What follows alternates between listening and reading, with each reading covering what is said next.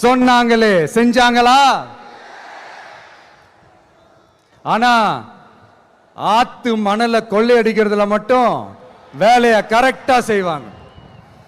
இதை நான் ஏன் திரும்ப திரும்ப சொல்றேன்னா, மக்களே நீங்க புரிஞ்சுக்கணும். கொஞ்சம் மசந்தா மற்ற மாவட்டங்கள்ல மணல் காணாம போன மாதிரி, மலைகள் காணாம போன மாதிரி, நம்ம மாவட்டத்தில் தனி வளத்தை கொடுத்த செம்மண்ணும் காணாம போறதுக்கு வாய்ப்பு இருக்கு மக்களே. இதெல்லாம் யோசிக்கிறதுக்கு அவங்களுக்கு நேரமே இல்லை. 24x7 அவங்களுடைய யோசனை என்ன தெரியுமா? இந்த விஜயை எப்படி முடக்கலாம்,